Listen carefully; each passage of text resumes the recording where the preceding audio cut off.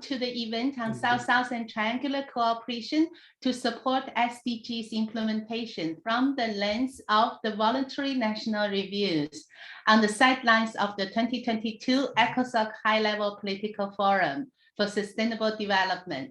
This event is co-organized by the co-chairs of the Group of Friends of Voluntary National Reviews and the United Nations Office for South-South Cooperation. I would like to especially thank the co-chairs, His Excellency Ambassador Malano, a permanent representative of the Republic of the Philippines, and His Excellency Ambassador Halal, permanent representative of the Kingdom of Morocco, for their leadership, and their wonderful team, Ms. Glady and Ms. Mariam, for their collaboration and strong support to make this happen today. Colleagues, as the world is urgently accelerating efforts towards achieving the SDGs, we need more than ever a renewed global solidarity and partnership. There has been a strong momentum and recognition of the contribution to SDGs through leveraging South-South and Triangular Cooperation as an important complement to ODA assistance. This needs to be reflected in the VNRs to better share experiences, review progress, reflect its contribution, and mobilize more such partnerships to deliver the SDGs together.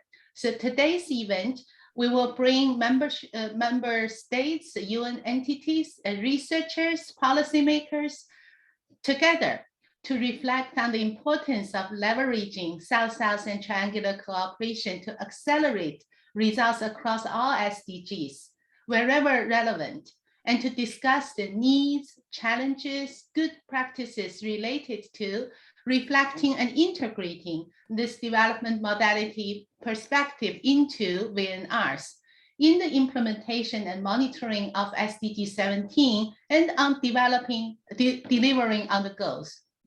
So today's event, we will also further explore a roadmap to strengthen the integration of South-South and Triangular Cooperation in VNRs, including how the UN development system can support member states to better achieve that. And that's why we have speakers from governments as well as from the UN development system in the countries. And we have representatives giving you examples from various countries and various contexts. Before we start the discussion, we have the honor to have a distinguished panel to give us opening remarks. First, of course, by our co-sponsor, co-chairs of the Group of Friends on Voluntary National Reviews, who co-organized today's event with us, represented by, first, with great honor, Her Excellency, Ms. Rosemary Atlan, Undersecretary, National Economic and Development Authority of the Philippines. Madam, Your Excellency, the floor is yours. Thank you very much. And as you said, good morning, good afternoon, good evening to our distinguished chairs and co-chairs, excellencies, distinguished delegates, honorable guests, and colleagues. It is a great honor to join you today for this forum on South-South and Triangular Cooperation to support SDG implementation, where we will be sharing our knowledge, best practices, and experiences from the lens of Voluntary National Reviews. As we build back better from the effects of COVID-19 while advancing the implementation of the 2030 Agenda, we come to many realizations through our many experiences. For instance, the presence of an still ongoing global pandemic, more than a decade-long climate crisis, and other emerging socioeconomic issues made us realize that we are living in a truly unprecedented period in history. COVID-19 has halted how the world operated. We were forced to change our day-to-day living, and governments all around the world were urged to think innovatively to come up with the fast-changing nature of this pandemic. A light has been shed on the many existing gaps and issues that each country is facing, gaps that can only be filled by global solidarity and continuous cooperation with one another. Reiterating a key takeaway from last year's side event on South-South cooperation, I quote, "South-South cooperation is crucial to accelerate the shift from a tilted global power balance, very clearly illustrated by this unequal access to COVID-19 vaccines, knowledge asymmetry, and the participation deficit of Southern voices towards more equitable and fair engagement on global issues. South-South and triangular cooperation has demonstrated its relevance, especially during this time for developing countries where many of us actually obtained the necessary medications, the vaccines, and even medical supplies from our southern partners during this pandemic. It has also played an important role in addressing climate action, as developed countries were urged to deliver on their commitments with respect to the United Nations Framework Convention on Climate Change, or the UNFCCC, the Kyoto Protocol, and the Paris Agreement, while providing necessary support and enabling developing countries in honoring the same commitments. Our South-South and triangular cooperation has enabled us to make considerable strides in the delivery of inclusive social protection systems and sustainable financing, among others, always keeping in mind the principle of leaving no one behind in these actions and initiatives. At this time, we are gathered to hear the Voluntary National Reviews, which also provides us a venue to showcase our nation's progress with respect to the social development goals. It drives us to accelerate our 2030 agenda. More importantly, it gives us an opportunity to share with co-member states how South-South and triangular cooperation enabled us to share resources, knowledge, and expertise, for which we are very, very grateful, on important issues, and like I said, demonstrated very clearly during this COVID-19. It illuminates the importance of mobilizing multi-stakeholder support and partnerships for the implementation even of the Sustainable Development Goals. And as we embark in our discussions today, I encourage everyone to keep in mind our common goals. Let us encourage each other to contribute in our own way and maximize our collective efforts towards a more comfortable, sustainable, and inclusive future. I look forward to a fruitful discussion today, and may we take away important knowledge from this event, from each other, and apply them in our forthcoming initiatives. Thank you very much. Thank you very much, Your Excellency, for your inspiring opening remarks. Indeed, this crucial modality of cooperation contributes and will continue contributing if we all share our knowledge in this context of global development. Thank you so much. And now we would like to have the pleasure to invite His Excellency, Mr. Omar Halal, Permanent Representative of Morocco to the United Nations, to give us opening remarks. Ambassador, the floor is yours. Thank you very much, dear Grace. Excellencies, ladies and gentlemen, it is my pleasure to participate today in this timely side event organized by the UN Office for South-South Cooperation and co-sponsored by my delegation, Morocco and the Philippines, as co-chairs of the group of friends of the VNRs on the theme South-South and triangular cooperation to support SDGs implementation from the lens of Voluntary National Review. I would like to thank Her Excellency, Ms. Rosemary G. Ideon, and the Secretary National Economic and Development Authority of the Philippines for her comprehensive statements. Morocco welcomes the fruitful cooperation with the Philippines in steering the work of the group of friends with the valuable assistance of UNDESA. The group of friends of VNRs is an important mechanism that supports the VNRs before and during HLPF. It facilitates an informed interactive dialogue by helping the VNR countries to identify friends that will conduct an in-depth review of their VNR's reports and provide questions and comments during the Q&A portion of the review. We are glad to witness fruitful results of this cooperation during different presentations that are taking place this week in New York.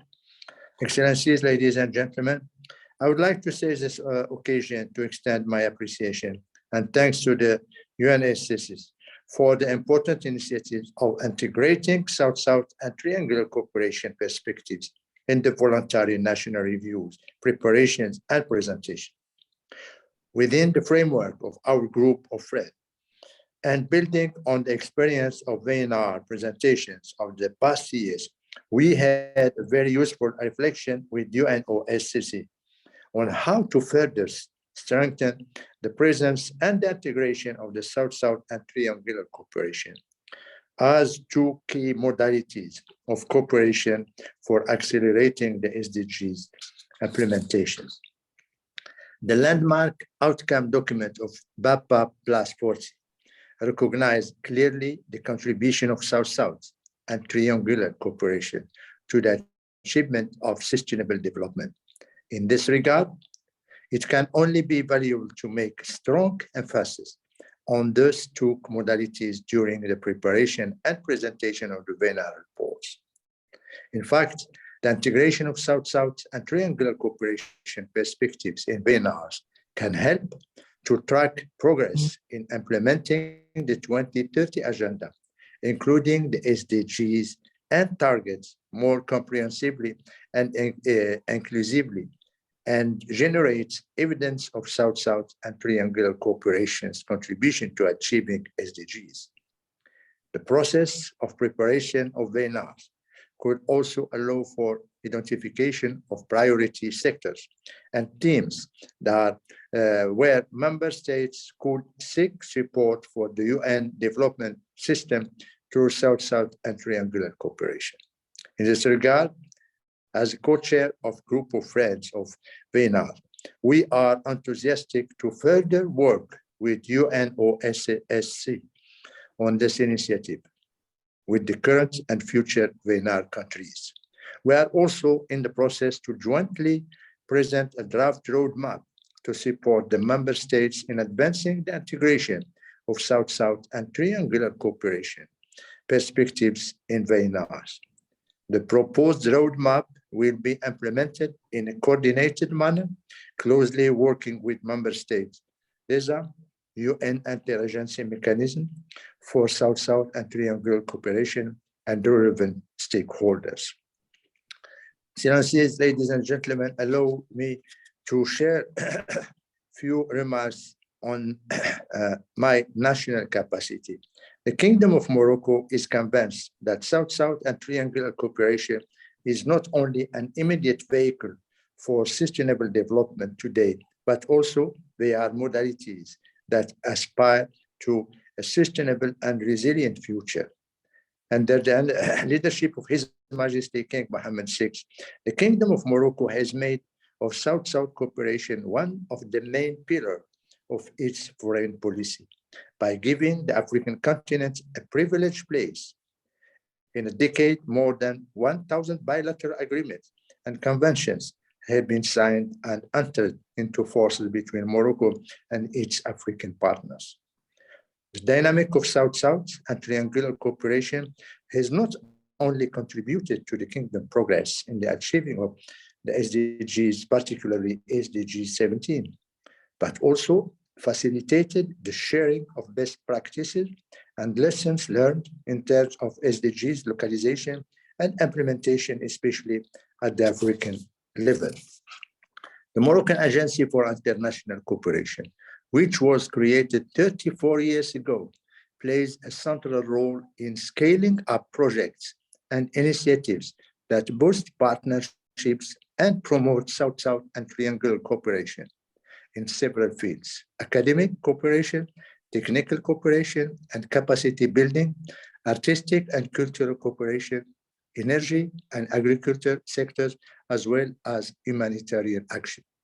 Furthermore, in the context of COVID-19, Morocco has sent medical aid to the African Union Commission and to 20 African countries to counter the COVID-19 outbreak in a new expression of intra-African solidarity. In July 2021, under the leadership of His Majesty the King Mohammed VI, Morocco launched an ambitious COVID-19 vaccine manufacturing project which allows to produce the COVID vaccine, as well as other key vaccines in our own country, so that the kingdom can become self-sufficient and also leading biotechnology platform on the African continent. Finally, Morocco has integrated South-South and triangle cooperation in the preparation and presentation of its two VNRs done in 2016 and 2022, respectively, and will continue to strengthen these two important modalities in the future cooperations for the next Voluntary National Review in close cooperation with UNOSSC and other UN relevant entities. Excellencies, ladies and gentlemen, our event today is the first step in galvanizing the components of South-South and triangular cooperation in the VNR's exercise. Our program this morning is rich of experiences and best practices to be shared from both sides, VNR countries as well as the UN development system. I wish you fruitful conversation, and I thank you very much for your attention.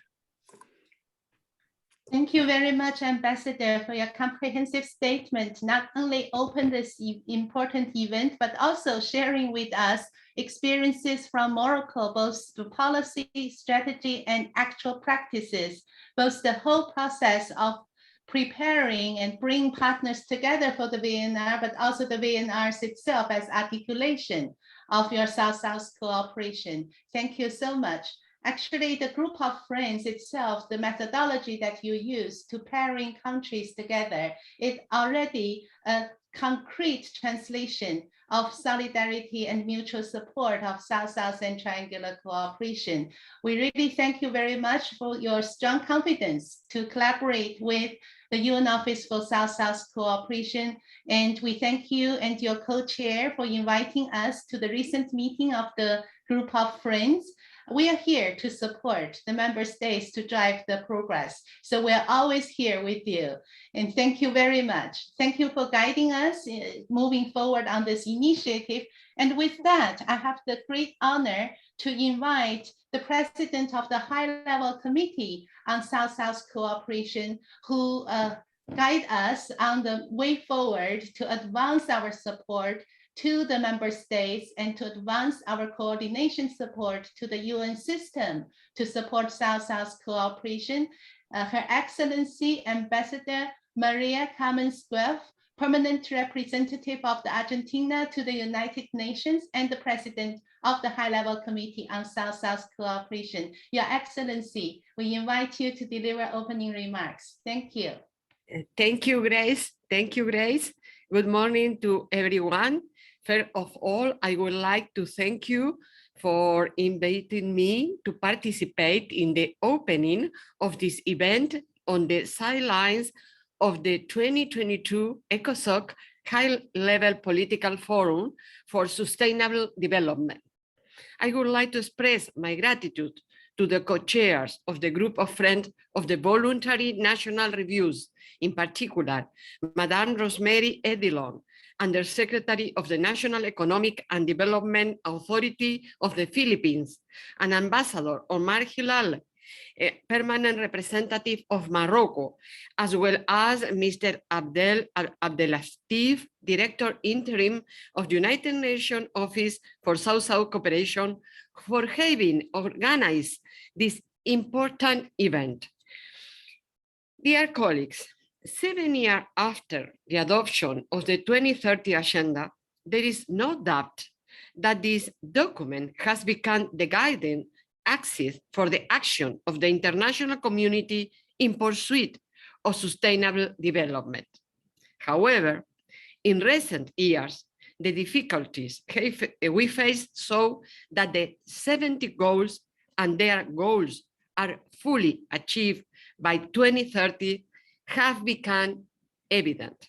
Although there has been considerable progress, it has been uneven across the planet. In turn, the effect of the COVID-19 pandemic and the consequences of the conflict in Europe exacerbated the already existing challenges to the point of jeopardize the progress made during the implementation of the 2030 Agenda. In this context, it is necessary to rethink the modes of international linkage. Overcoming the current multidimensional crisis requires determined collective work.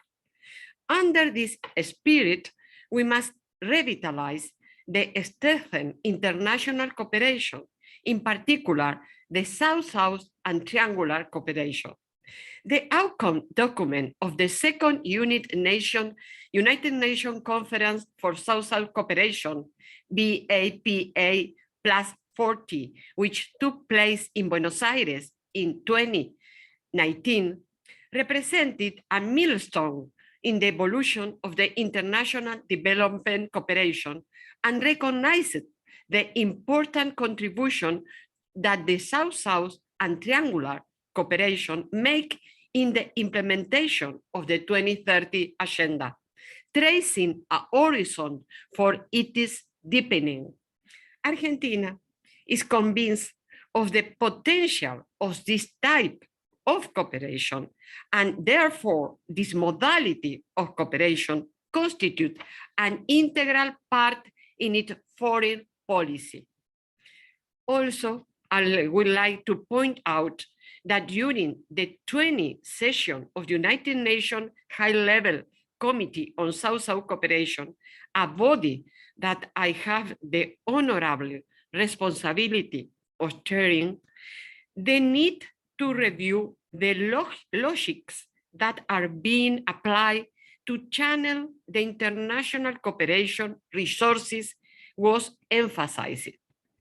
We must be capable of overcoming of economic criteria and with which develop is measured and international cooperation distributed for a broader of multinational approach in which the access of developing countries, especially middle-income countries, the resources of technical and financial cooperation is considered.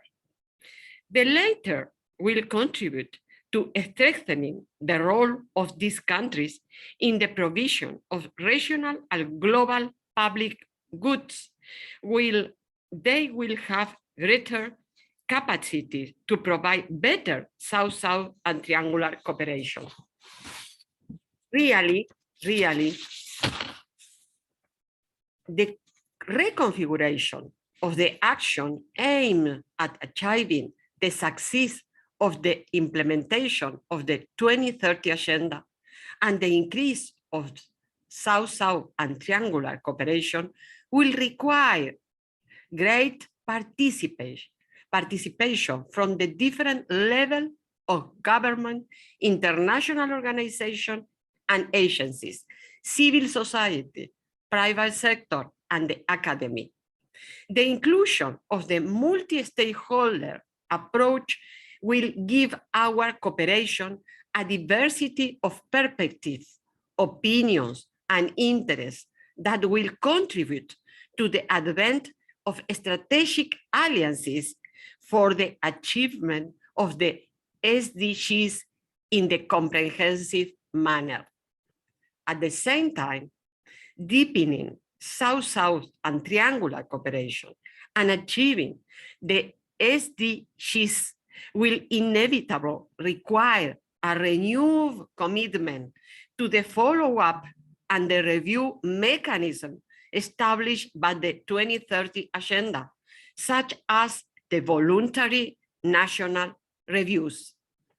Argentina considers that this follow-up and review mechanism is essential when planning, implementing, and monitoring the evolution of public policies in the area of development.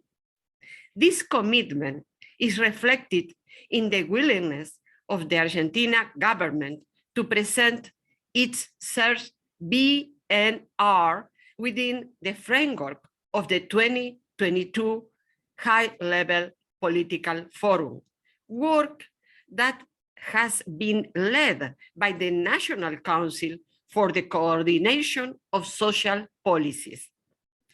On the third, VNR collects information on all the SDGs, since it's the key for Argentina to address them from their integrated, indivisible, and universal nature. For each of the priorities goals of the national level, the monitoring indicators, the intervention implemented, and the budget resources mobilized are described and analyzed.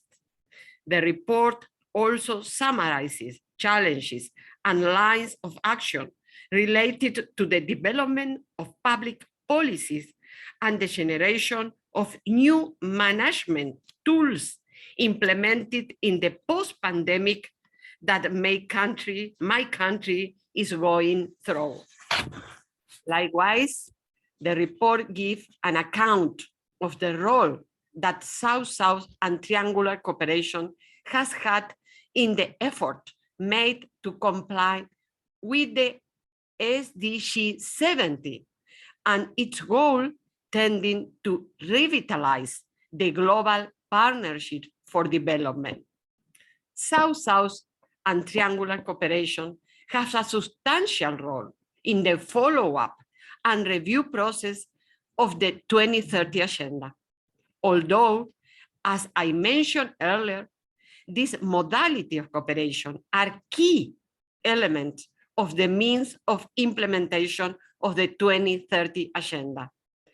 They are also a substantial tool for our states to exchange experiences and strengthen their capacities when preparing and designing VNRs. Their preparation requires certain technical capacity for the public institution that the state do not always have, and consequently, international cooperation enables the possibility of nurturing our institutes with expertise and technical knowledge so that countries can comply this international commitment. Dear colleagues, development challenges are interconnected, and action to address them require dialogue and coordination. The United Nations is the organization for political coordination and programmatic coordination that will allow us to advance in the implementation of the 2030 agenda. For this reason, I would like to conclude my intervention today by reaffirming Argentina's commitment to work with the entire international community in the implementation of ambitious and concrete action that give that rise the greater and better international cooperation in order to lay the pillars of a resilient and equitable recovery that allowed us to get back on the path of sustainable development with greater zeal. Thank you very much. Thank you very much, Ambassador, for highlighting the high-level committee guidance on priorities of South-South cooperation, also in line with our PAPA Plus 40 outcome document and the conference kindly hosted by our government. Thank you very much. And also we hear strong example and also reconfirmation, reaffirming the Argentina's commitment, and we look forward to strengthen our partnership. And thank you again for your leadership. Thank you, colleagues. And we have heard this wonderful opening remarks. And now we open the event with case studies and presentations of good practices, opportunities and reflection of challenges and needs for support from 2 countries, followed by presentation from 2 resident coordinators. First, I have the honor to invite from Honduras, Ambassador Ramírez Lagos. Your Excellency, Deputy Permanent Representative of Honduras to the United Nations. Ambassador, the floor is yours. Thank you very much, Grace. Good morning. First of all, I would like to thank the Permanent Mission of the Kingdom of Morocco and the Republic of the Philippines as co-chairs of the group of Friends of Voluntary National Reviews and the United Nations Office for South-South Cooperation for convening this important meeting and for your kind invitation to participate in reporting the implementation of South-South Cooperation of the government of Honduras. Since 2015, various strategic actions have been initiated in Honduras aimed at establishing the conditions to comply with the commitments assumed within the framework of the United Nations General Assembly to adopt the Sustainable Development Goals as their own. The country presented its first voluntary national report in July 2017 with the support of international cooperation, especially from agencies and dependencies of the United Nations system, such as the Economic and Social Council, ECOSOC, and with the incorporation and participation of different sectors of civil society. This first report was called Laying the Foundations for Implementing the 2030 Agenda of the Sustainable Development Goals. In this new scenario of systemic crisis, South-South and triangular cooperation has been able to produce interesting responses, generating ties and bridges between local government and central government of different countries and cultures, but with the common purpose of contributing to the construction of a better world hand in hand with cooperation and solidarity. Today, a collective and participatory response is necessary, capable of representing the diversity of the needs existing in our societies.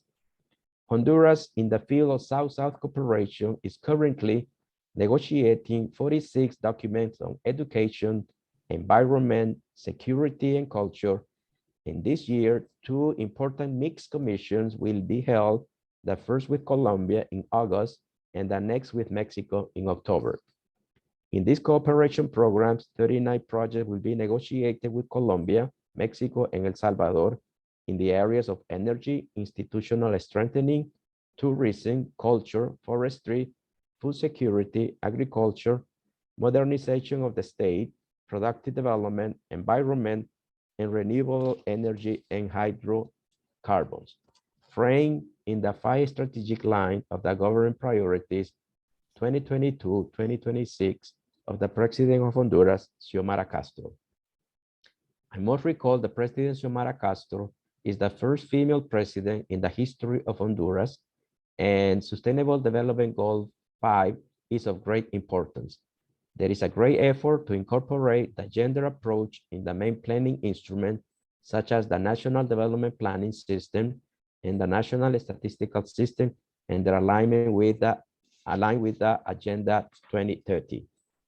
However, a recent study that analyzes the capacity of the government of Honduras for the implementation of the 2030 Agenda, with emphasis on SDG 5 through the application of the Integrated Effectiveness Index, indicates that many institutional limitations for his progress persist. One of the challenges for Honduras to advance in the fulfillment of the Sustainable Development Goal and the 2030 Agenda is the economic and fiscal restriction, as it is essential to highlight the complex macroeconomic and fiscal framework that Honduras faces to respond to the health crisis and the deepening of inequality and poverty that the crisis derived from the pandemic and natural disasters has entailed, and that has affected in a particular way the population in particularly vulnerable situations. In the field of technical assistance, Honduras has been the beneficiary of South-South cooperation projects with 9 countries. Argentina, first of all, and I must say that Honduras supports, PAVA, the Plan of Buenos Aires. We believe this is the way to really reinforce the triangular and South-South cooperation. Honduras is betting on this program. Also, we have the support with Brazil, Chile, Colombia, Costa Rica, Ecuador, Mexico, Panama, Peru, and Uruguay. So you can see that South-South cooperation is really increasing among our countries. All the projects in the framework of technical assistance in South-South cooperation were framed in the different Sustainable Development Goals. It is important to mention that the most considered Sustainable Development Goals in South-South cooperation are Goal number 1, end of poverty, and Goal number 2, zero hunger. In the same way as Sustainable Development Goal 17, which emphasizes the creation of new alliance. It is also worth mentioning that Honduras is negotiating 49 projects under the frame of the Sustainable Development Goals, within which it will be promoted the above-mentioned Sustainable Development Goals. The South-South Cooperation Program that Honduras now offers to the world represents our willingness to offer technical assistance with the firm purpose of rewarding the legacy of cooperation that Honduras has received from friendly countries, taking advantage of the fact that South-South cooperation is an instrument that allows the effective exchange for the development of national capacities, not only between states, central and local governments, but also between civil society organizations, the private sector, and academia. The objective of the Honduran programs are support through the provision of best practices and lessons learned other countries with common problems in the areas of social policy and development and competitiveness planning, promote institutional strengthening and the formation of human capital for horizontal partnership, strengthen collaboration with other countries to promote progress in the joint achievement of the Millennium Development Goals and now with the Sustainable Development Goals, promote Honduras abroad as a state and a democratic, supportive, and leading society committed to the principles of aid effectiveness and regional integration.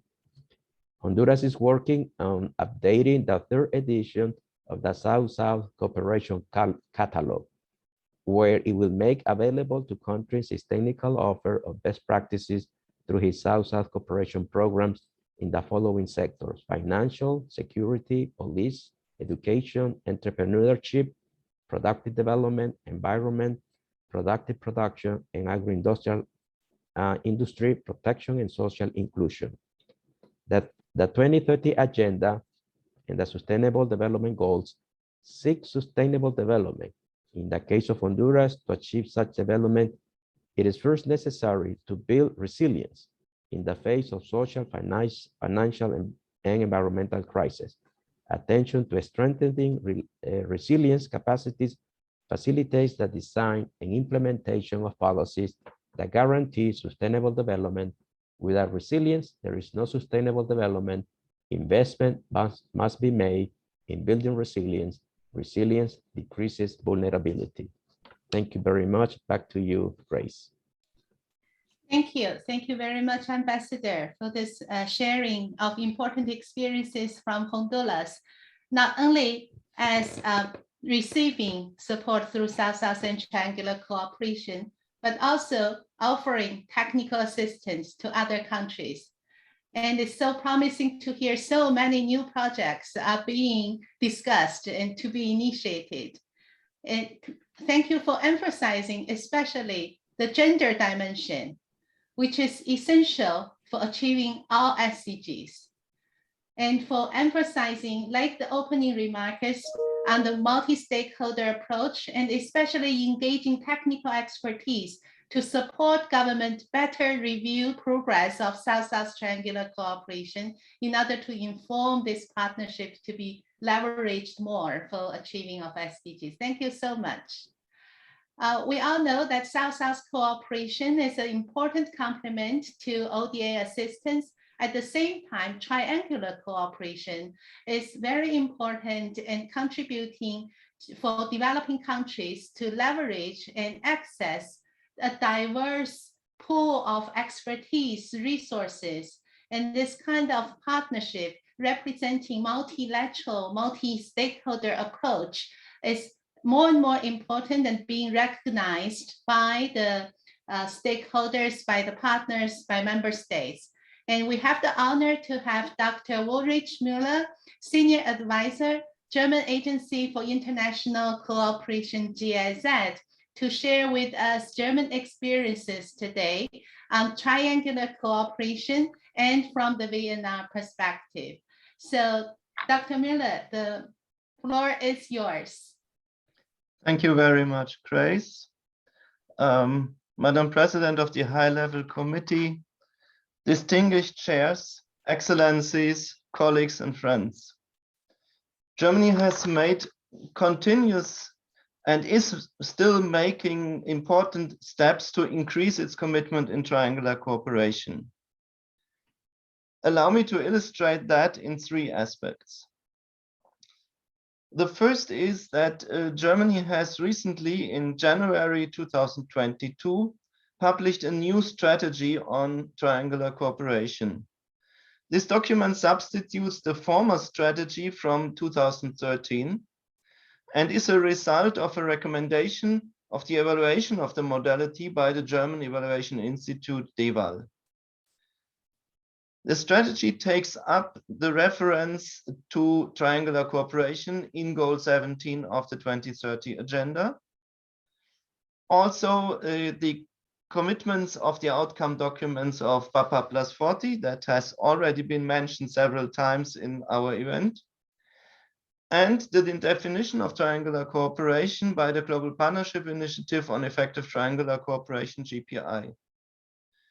It puts emphasis on, and here I had to take some kind of a selection, first, building partnerships for the achievement of global goals, based on the conviction that global goals cannot be achieved by one country or group of countries alone, but requires the building of partnerships and new partnerships, also not the usual suspects, but those with whom we maybe have so far less experience to work together.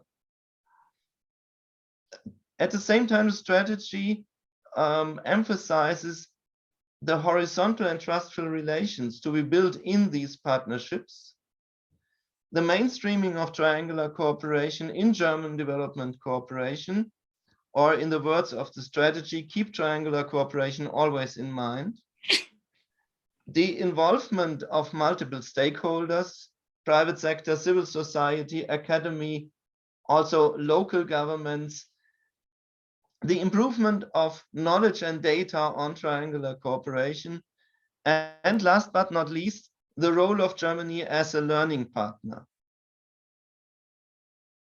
My second point is Germany is one of the most active countries in triangular cooperation, according to what I have seen in international data collections.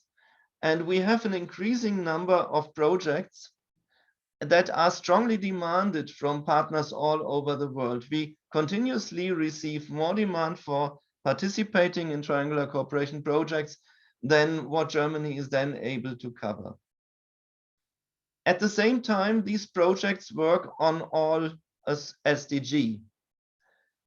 An analysis from the Regional Fund for Triangular Cooperation with partners in Latin America and the Caribbean shows that out of the more than 100 projects implemented and in implementation in that fund, contributed to all 17 SDG, of course, with a special emphasis on SDG 17, but also to give some examples, SDG 7, affordable and clean energy, SDG 8, decent work and economic growth, SDG 11, sustainable cities and communities, SDG 12, responsible consumption and production, SDG 13, climate action, or SDG 16, peace, justice, and strong institutions. Let me add also that in German contributions to triangular cooperation, also gender is playing an increasing role, and we are very happy that this is also strongly supported by our current minister. Our projects bring together resources from all partners, and this is, I think, a shift of logic in comparison with what we do in traditional North-South development cooperation. So in the case, for instance, of the Regional Fund in Latin America and the Caribbean, the contributions to the overall costs of the projects coming from Germany cover an average of 40% of the overall cost, which means that 60% are covered by our partners, and we are really sharing in equal terms what we are doing together. We also incorporate an increasing number of countries and partners all over the world, reach out to all continents. And we contribute also to the strengthening of country ecosystems of agencies for development cooperation in many of the partner countries. There's also an important aspect for Germany in incorporating non-state state and local partners. For instance, today I had a conversation with a colleague from Indonesia where just a new triangular cooperation project is built and negotiated on technical and vocational training in leather industries together with Tanzania. And Indonesia has decided to give the leadership of the negotiation of that project to a decentralized and independent center of excellence. So what we see here is bringing the cooperation to the right level of technical knowledge and with the political backing of the countries. And the other important aspect that I want to highlight in the project is that we also have some experiences of supporting peer learning on VNR. There has been a presence learning event with Costa Rica, Belize, and Georgia, and a virtual event with Costa Rica, Sierra Leone, and Namibia, and also with the government of Mexico. We have developed a knowledge hub on local SDG reporting experiences. The knowledge hub is used in Central America and beyond, and we have received references of countries that readjusted their VNR based on the experiences provided in that knowledge hub. This last case also shows that apart from specialized programs like the Regional Fund in Latin America that I've already mentioned, and we have a similar one in Asia, triangular cooperation is also part of many programs and projects where activities go in different directions and have one element of triangular cooperation. This is something, and here I come to my third point, that we want to cover in data better in the future. So our ministry is working on establishing a triangular cooperation marker with the that should be published during this year still. And this will allow not only to cover the specialized projects on triangular cooperation, but also to obtain better data on what we are doing in all projects in terms of triangular cooperation. And this surely will also give a push to what Germany is able to report on triangular cooperation activities. Last but not least, Germany also strongly participates in the international debate on triangular cooperation, together with SSC, with GPI, OECD, and the corresponding knowledge sharing and learning activities. And in that sense, I'm very happy and thankful to be invited to give some ideas on what Germany is doing in triangular cooperation, and with special reference to VNR. Back to you, Grace. Thank you very much. Thank you very much, Dr. Miller, for sharing very concrete examples and your deep reflection, insights into how triangular cooperation is practiced and also reflected in the reviews. Germany, as you said, is one of the most active supporters to South-South cooperation through triangular partnerships. You have rich knowledge to share with us. And at UNOSSC, in our next strategic framework, we also look forward to document with reflections the triangular cooperation practices, especially when the experiences you reflected on engaging different levels, engaging centers of excellence, knowledge hubs to supplement the data and expertise on triangular cooperation. Thank you very much for sharing your experiences. Now we have heard two examples from member states, and we also heard the ask to support either from the data, institutional capacity, or technical expertise perspective, the better reflection of South-South and triangular cooperation through VNRs. We would also like to hear from examples from the UN system. We have the honor to have with us today two UN resident coordinators. So the first one, well, I have the honor to invite Mr. Sambir Sharp, UN resident coordinator in India. So Sambir, I think are you there? The floor is yours. Hi, okay. Thank you very much. Good morning to everybody. Honored to join you for this important discussion today. I'm the UN resident coordinator in India.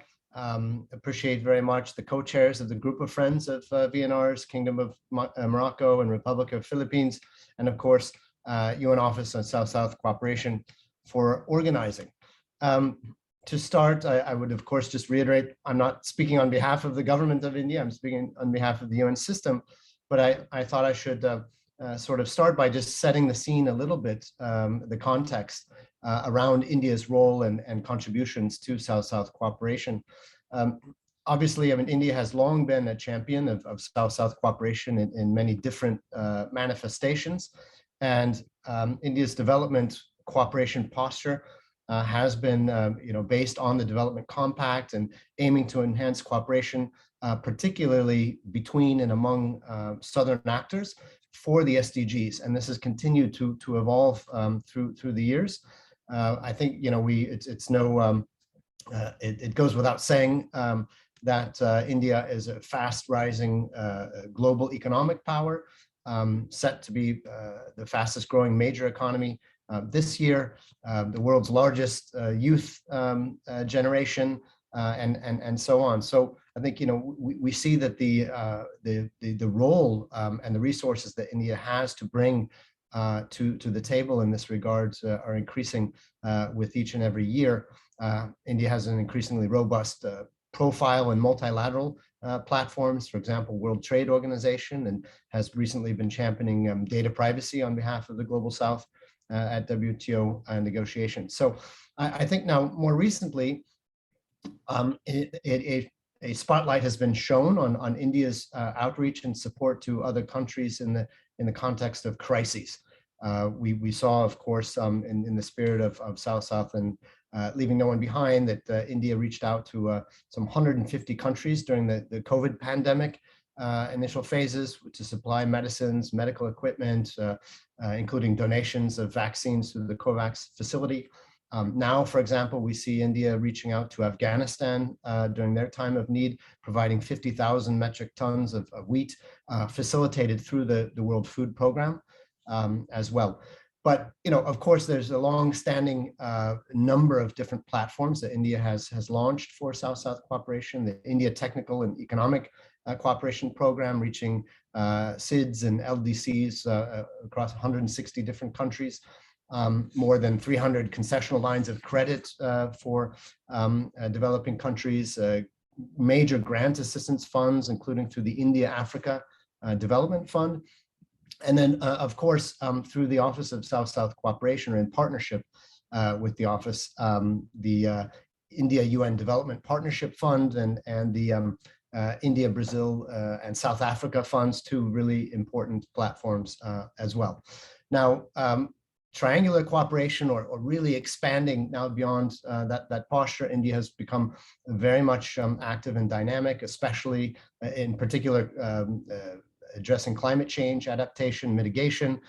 India helped launch the International Solar Alliance, as well as the Coalition for Disaster Resilient Infrastructure, to look both at adaptation and mitigation as well. And I think now in terms of the UN system in India, certainly in the 2020 VNR, this robust and vibrant role of India in terms of South-South cooperation was highlighted, was reflected. We worked together to be sure of that. I think now what we are doing is, as we are developing our next UN Sustainable Development Cooperation Framework for the 5-year period 2023 to 27, it's quite an exciting time for the evolution of the next stage of this partnership. And so what we've done in negotiations and in dialogue with government, the government of India, is we're putting South-South cooperation as a discrete area, strategic area of partnership between the UN system in India and the government. And part of that, I mean, that really comes from the spirit of understanding that our role in the country is really a two-way partnership. So of course, we are here to bring international best practice to India, to the states, to the communities. But at the same time, there's so much know-how, there's so many best practices, there's so many resources and great examples of development within India, across the different states, across the country, that we are using our presence and our development work to help identify and codify these best practices and this know-how, and bring that Indian story to the international stage as well. And the cooperation framework identifies South-South in terms of and triangular as an important vector, important way to be able to do that. So we're very excited. We're looking forward to the 5 years ahead, and I think we'll be able to speak about some great results the next time we have this conversation. Thank you. Thank you very much, Mr. Sharp, for your sharing of the experiences in India and also UN countries team support to the government. Actually, yes, as you mentioned in the VNR, it is very clearly reflected, the UN country team support. And it's great that you mentioned this UN Sustainable Development Cooperation Framework. As we had the dialogue just yesterday, we also received mandate from the General Assembly resolution on South-South cooperation, calling on supporting integration of South-South and triangular cooperation into UN SDCF as appropriate. So our office is ready to work with country teams whenever needed and appropriate to provide technical support as needed. Thank you so much. And we have the honor also to have the UN resident coordinator in Uganda. We have Ms. Suzanne Namondo. Madam, we are very honored to have you today. We know that the VNRs on Uganda also reflected clearly the support from UN country team there. So we would like to hear from your story and your experiences and any opportunities and challenges in the process of supporting. Thank you very much. Thank you very much, Grace. Excellencies, ladies and gentlemen, greetings to all. I start by expressing my appreciation also to the co-chairs of the group of friends of Voluntary National Reviews, the Kingdom of Morocco and the Republic of the Philippines, and to the United Nations Office for South-South Cooperation. I'm happy to be here representing our UN family and also to learn from everybody, and I've learned already from the statements that have been made. I'll be sharing our experiences here in Uganda on South-South cooperation and triangular cooperation and the lessons we're learning at the country level. Firstly, there's plenty of evidence that Uganda has greatly embraced the tool of South-South cooperation and triangular cooperation to further its development agenda. To better understand the experience thus far and to capture the lessons, and also as part of our development cooperation, the UN, in partnership with the government, undertook a status of South-South cooperation and triangular cooperation in 2019, looking at the 5 years prior. The report highlighted that Uganda had benefited from partnerships from a broad range of countries in the global south, including Zambia, Rwanda, Zimbabwe, Mexico, China, Ethiopia, Mauritius, the Republic of Korea, India, Nigeria, and Egypt, in various sectoral areas, including health, education, governance, infrastructure, industrial development, refugee management, and agriculture. The country also demonstrated commitment and capacity to share its own development experience with other countries, including Somalia, Mauritius, Kenya, the United Republic of Tanzania, the Democratic Republic of Congo, and Sierra Leone, in the areas broadly peace and security, gender mainstreaming and governance, energy and mineral development, and humanitarian response for health and disaster risk management. The UN, across various agencies that embed South-South cooperation and triangular cooperation in aspects of their planning instruments, played an important facilitation role in those initiatives. Over the past or so fiscal years, China and the Republic of South Korea have been the two main sources of funding for South-South cooperation in the Uganda case study, about $100.9 billion from China alone. Most of the South-South cooperation activities were in the form of technology transfer, about 35%, but about 30% was what we'll call multi-component engagement, which was a mix of approaches such as technology transfer, training, benchmarking, etc. And only about 15% of those activities were really focused on financing. Other cooperation, around 20% or so, mostly looked at the provision of training, benchmarking visits, and policy advice.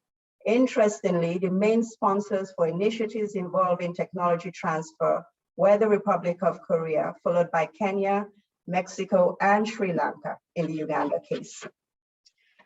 China provided most of the multi-component support initiatives, closely followed by the Republic of Korea.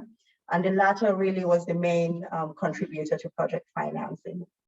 And while the bulk of resources we could identify were for large-scale infrastructure investments in hydropower plants and road construction, a significant number of the initiatives also were in agriculture, which is a key pillar for Uganda in terms of its development.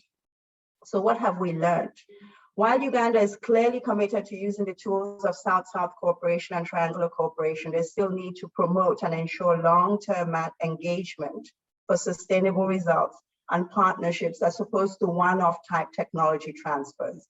We are beginning to see some of this in current projects. There's a big China-Uganda FAO agricultural project entering its third phase right now, but this practice needs to be broadly shared. In order to fully exploit the potential of South-South cooperation as an enabler of sustainable development, it should also be better anchored within the country's national development policies and institutions.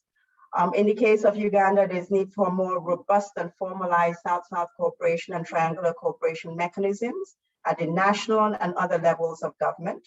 Capacity needs to be built within the overall development coordination structures, within lead ministries, and also within local government, which often have the responsibility to help make development progress a reality at the decentralized level. M&E also is something that we saw in our study. It told us that South-South cooperation and triangular cooperation projects had really been weak on M&E, and stakeholders were not always fully able to provide robust evidence on the impact of projects. So this is something going forward that we need to put more emphasis on, integrating accountability and evidence-based principles in these initiatives across board. And last is financing. In our case, we see that much of the activities are being financed by a key donor. In our case, it is China, and we need to explore more sustainable financing models. Thankfully, in Uganda, we can see some movement in this direction. I know that in this China-Uganda FAO South-South cooperation project that we're about to enter the third phase of, there's been an agreement reached on government cost sharing of the project. So while Uganda has committed to invest about $10 million through the establishment of a unilateral trust fund in FAO, while the Chinese government will contribute about $2.5 million.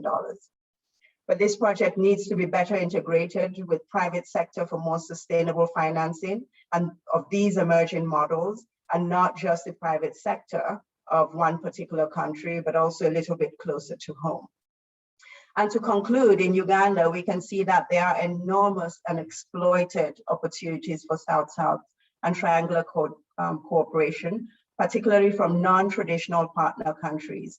But the information of what is truly working well that might be useful to sister countries, it's not always readily available. And I think this is an area where we need to think a little bit more how we would make sure that these good development experiences are more readily available and the role that we can all play in making the connections.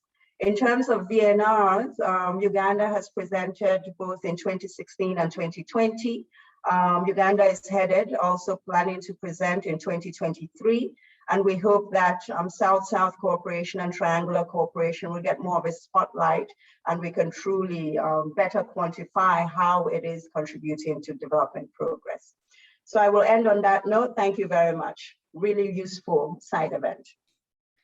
Thank you very much, Ms. Susan. Thank you for sharing the experiences and also calling for more of such sharing to scale up the successful experiences that you have experienced in Uganda.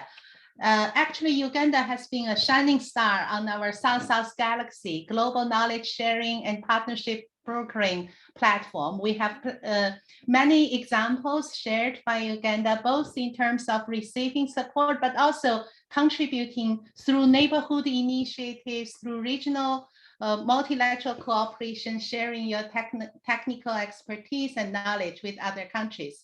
And we welcome more of such sharing, and we would like to support that whenever you feel needed. Thank you very much. So now we have heard from both the government perspective and the UN country teams perspective. I know we have close to 80 participants online, and we know the pre-registration record shows that the participants are coming from different sectors, some from governments, some from international organizations, UN agencies, and many from think tanks and academia. So while we open the discussion with the lead discussant from UNDESA, I would like to encourage all participants to feel free to share your comments, your examples, and your questions in the chat box. If you are from a government who has already submitted VNRs and reflected on South-South cooperation, maybe you would like to share in the chat box any tip from your experience that may inform others. And if you are to submit VNRs, what kind of support you would like to expect and need from the UN system and other stakeholders to support better leveraging South-South cooperation for SDG delivery, and to reflect, review, and to inform better leveraging of this modality in the future. If you're from academia and think tanks, maybe share your experiences with us, how you play a role in the overall process of planning, implementing, monitoring, assessing impact of South-South and triangular cooperation, and what do you see of your role in supporting the articulation of the contribution of South-South to SDGs through the VNRs. So these are the topics that we really welcome participants to engage and to share your valuable knowledge, the most valuable assets today for development. So while you are reflecting on this, we're very pleased that Mr. Fedrich Soto, Senior Sustainable Development Officer from UNDESA, has joined us today as the lead discussant to discuss with us what are the possible entry points and roadmaps to support integrating South-South and triangular cooperation in VNRs to enhance review and track progress to implement the 2030 agenda. So my dear colleague Fedrich, the floor is yours.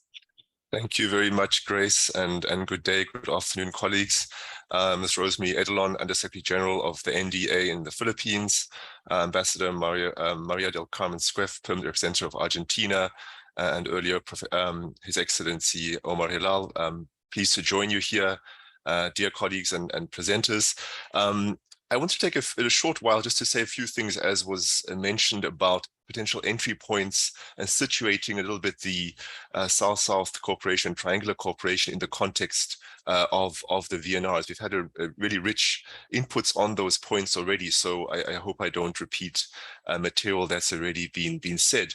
And just before I begin, I think I heard and I really appreciate it very much, and I hope we all did, the points from Ambassador Hilal and Her Excellency Ambassador Squeff, especially the latter. And I think putting South-South cooperation and triangular cooperation in the context and the logic of the follow-up and review. I think Ambassador Squeff was really clear on that point, that South-South cooperation and triangular cooperation really fit within the logic and the intention of the follow-up and review mechanism of the 2030 agenda, the voluntary national reviews, because these go beyond the statistical exercise and the monitoring we had for the MDGs to really carry out a follow-up exercise with a evidence-based process, but also a political element, which is really aimed at driving forward implementation. So if implementation means gathering and connecting and fostering international cooperation, that is closely linked to the very logic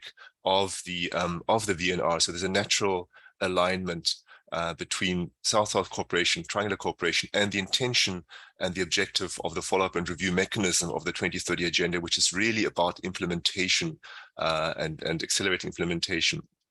So I want to make 4 brief points. One would be on a little bit of background on the VNRs. I know, as you mentioned, Grace, we have a large group. Some of them are insiders, know very much about the VNRs. Others may be coming at this a little bit afresh. So by now, by the 2022 HLPF, which is taking place and finishing this week, we will have had 187 countries conducting reviews. So almost universal take-up of the VNRs, which is quite remarkable. We began in 2016 with 22 countries, and since then we've had about 40 plus countries every year conducting their reviews. And this year we had 44 countries. And just to remember also, voluntary national reviews beginning sort of as a baseline exercise, initial findings in 2016 have become quite detailed. A lot of experience has been built up. So a large commitment of resources and time for the teams and the countries engaging in these reviews. So actually, we've moved, as I said, the first reviews were kind of a baseline setting, and following that, we've looked at institutions. The reviews have deepened the analysis of the whole of society approach within the countries. And we can observe now how the reviews are delving into topics such as local and sub-regional implementation of the agenda. That I heard those words mentioned. And in fact, Argentina, with its 3rd review, we know has been very active at the sub-regional level on VNR implementation, as have other countries such as Costa Rica. And in fact, we have a set of reviews at the local level, so-called voluntary local reviews, taking place in over 100 cities and regions. So there's a lot of take-up and sort of movement, diffusion of the review element, the follow-up throughout the institutions of government. Secondly, I want to say that the name Voluntary National Review, I think, gives us a clear indication of what is at hand. Very important, of course, is the report. But when we speak with countries, when we do our peer learning around the voluntary national reviews, we always try to emphasize that the review is a process. It's a means to an end.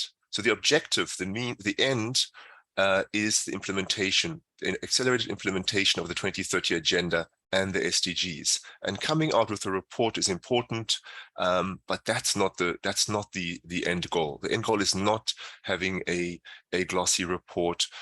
It's important, but the key component is in fact the review. And there's guidance in the agenda in paragraph 74 on the key elements of the review, evidence-based, so the very importance of data and statistics. And this is often a shortcoming that is heard, but now we're well in. That's improving, but still finding the right data and statistics.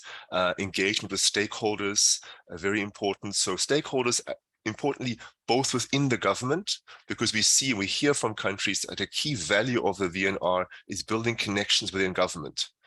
Governments have different structures, different entities for preparing the report, but that internal coordination, bridging the silos, the VNR as a process is a way of doing that. And then also externally with reaching outside government, making the contacts, drawing in the expertise and the perspectives of stakeholders is a critical function of the review. And some countries, as they've begun, have institutionalized these processes for stakeholder coordination and outreach, or coordination within government. So some governments have prior councils, such as Argentina and others. Others are developing multi-stakeholder bodies to prepare the VNR, but also to engage in the follow-up. Third point I want to cover is, we already see, and I heard a reference earlier, VNR countries are reporting on South-South coordination in their reviews.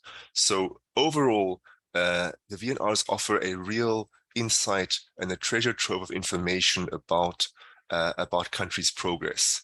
A diversity of issues are covered. They really are, for us also within the UN system, I think, a first port of call. What is going on in this country? What are key priorities?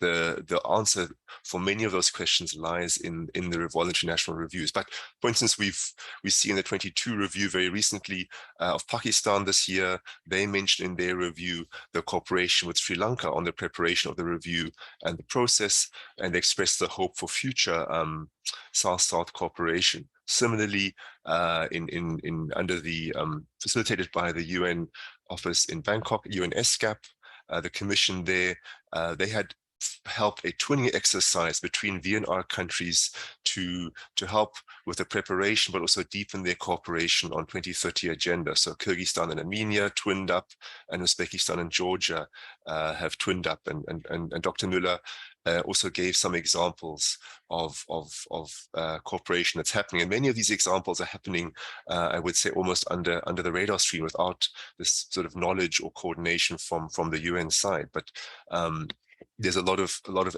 action activity around that.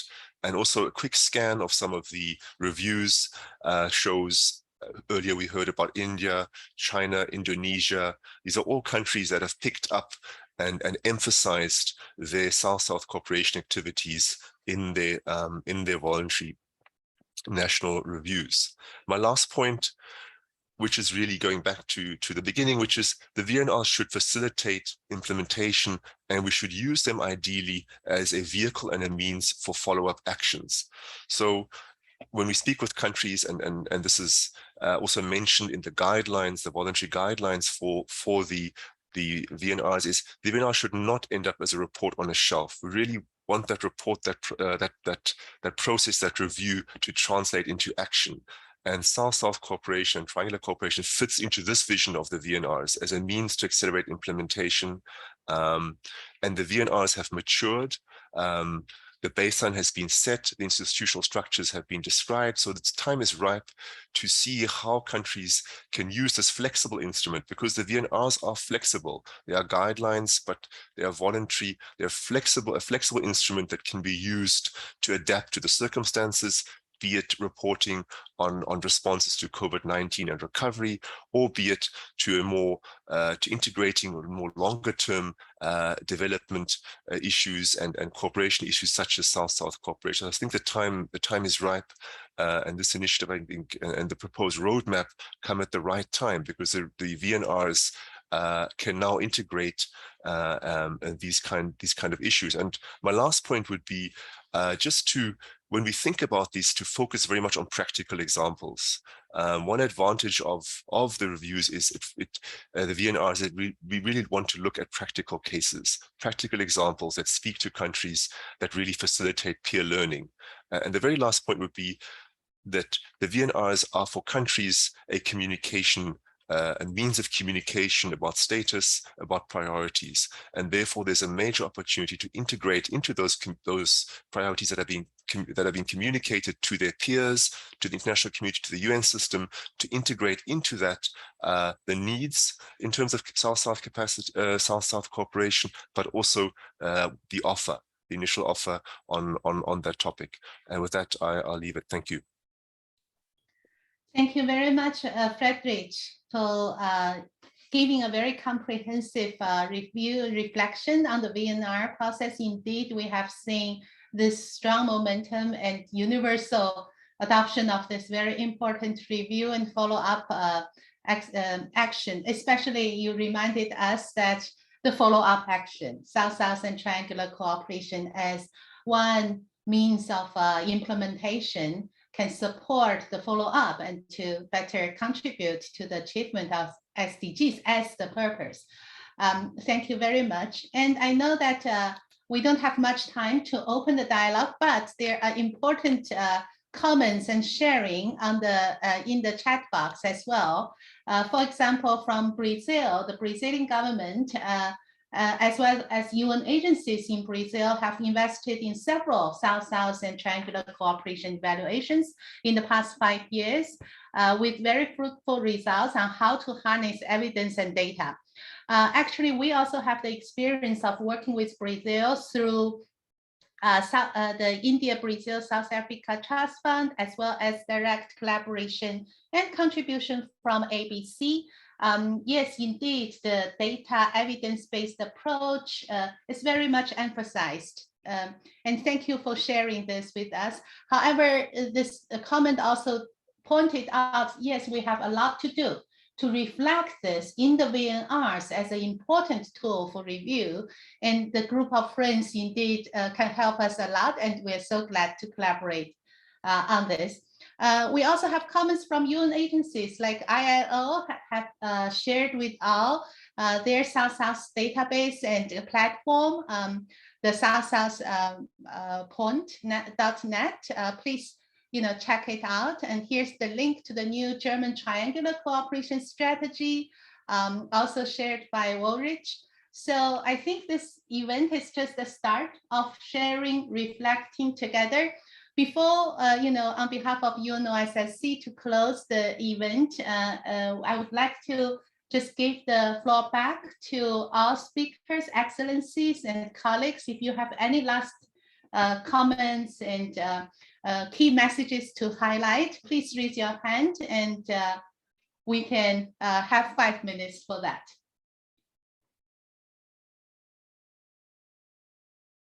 If not,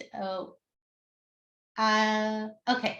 If no further comments to add, as I said, this is just a start of conversation, and we really look forward onto more actions.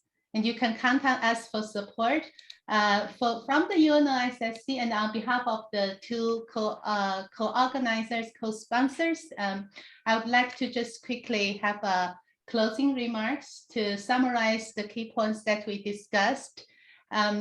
Actually, we all hear from you, the member states, in the various policy documents, including the important milestone outcome document of the second high-level UN Conference on South-South Cooperation, recognizing South-South and triangular cooperation contributes to the implementation of the 2030 Agenda. This is further confirmed by the HLC decision and the General Assembly resolution, calling on more support to leverage this modality, and also to call for review to better the impact of South-South and triangular cooperation, supporting the achievement of all SDGs, as well as one important element of SDG 17. So it is very important that we learn from you, your guidance and your experiences in this regard today. The VNRs are intended to track progress in the implementation of the 2030 Agenda, including SDGs and all the targets in countries. So the UN system stands firm and strong in supporting governments and multi-stakeholder approach in advancing South-South and triangular cooperation in this context. We have already had experiences in integrating and reflecting the contributions of South-South cooperation in VNRs from countries and from UN country teams' support. We also know that more needs to be done to leverage this policy tool in this development cooperation modality. The UN system has this new UN system-wide strategy on South-South cooperation, and our office is coordinating. providing guidance and technical support as needed. We will continue doing so in partnership with all member states, and especially under the leadership on the integration into VNRs through the co-chairs of the group of friends of VNRs. South-South cooperation and triangular cooperation have demonstrated clear trend of multilateralism for regional and global public goods, as emphasized by the HLC president. Also, it has been more and more achieving impact at scale through multi-stakeholder approach, multilateral arrangement. Mainstreaming gender is critical in South-South cooperation. We have seen engagement of global, regional, national, and local actors in this process. All this are very important experience and important approaches to guide us forward. We have heard from the panel and the speakers asks for support in terms of data, technical expertise, strengthening institutional capacity, evidence-based approach, also sustainable financing. And such support cannot be provided by any one partner alone. It needs all hands on deck from the government partners, the multi-stakeholder, all sectors, and the UN system as well. So from the UN Office for South-South Cooperation, we are embarking our next 4 years strategic framework from 2022 to 2025.